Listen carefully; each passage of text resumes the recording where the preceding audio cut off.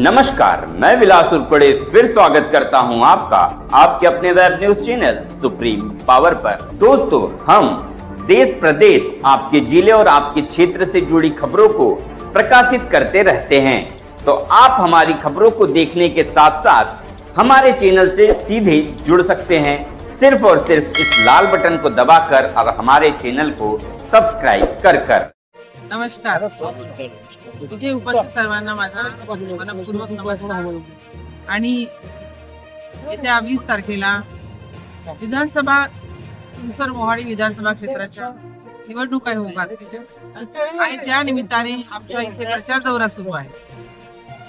त्या प्रचार दौऱ्यादरम्यान असं जाणवलं की खरंच या क्षेत्राला सेवकांची आवश्यकता आहे, कारण आपण साकोली विधानसभा क्षेत्र बघितलेलं आहे आणि सेवकांचं कामही बघितलेलं आहे। त्यामुळे आपणाला अशी माझी नम्र विनंती आहे की यावेळी आपण प्रहार जनशक्तीला प्राधान्य द्यावं आणि सेवक भाऊंना आपण मतदान केलं पाहिजे आणि आपल्या क्षेत्राचा विकास करून घेतला। सेवक भाऊ म्हणजे जनसामान्यात मिसळणारे असे नेते आहेत। त्यांच्यात कुठलाही मतभेद नाही, गरीब श्रीमंत असो, जवळचा असो, दूरचा असो, सगळ्यांशी ते मिळून मिसळून वागतात आणि त्यांच्याकडे गेलेला कोणताही व्यक्ती खाली हाताने परत येत नाही, असं त्यांचं व्यक्तिमत्व आहे आणि सगळ्यांशी मिळून मिसळून वागणारे असे ते आहेत।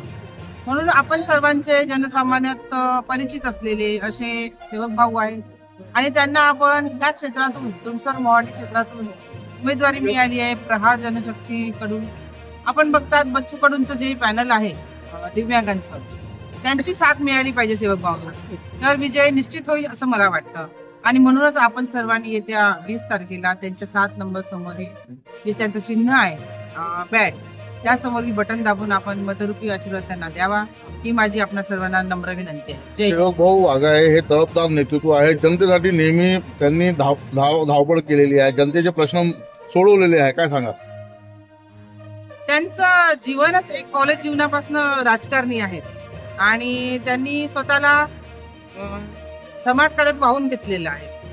त्यांनी कुटुंबाचा विचार केला नाही, कुटुंब सगळं मी बघते, मुलाबाळांचं आणि सगळं, त्याच्यामुळे त्यांना घरातून कोणती अडचण नाही। त्यांना नेहमी आमचा सहयोगच झालाय, पूर्ण फॅमिलीचा, आमच्या पूर्ण कुटुंबाचा, 3 भाऊ 1 बहीण, सगळे भाऊ बहीण सगळे समाजकार्यात आहेत आणि आमची लहान जाऊ सुद्धा आता सभापती झालेली आहे महिला बाल कल्याण, आणि त्यामुळे आमचे घरानच वातावरण आमच्याकडे राजकारणी आहे।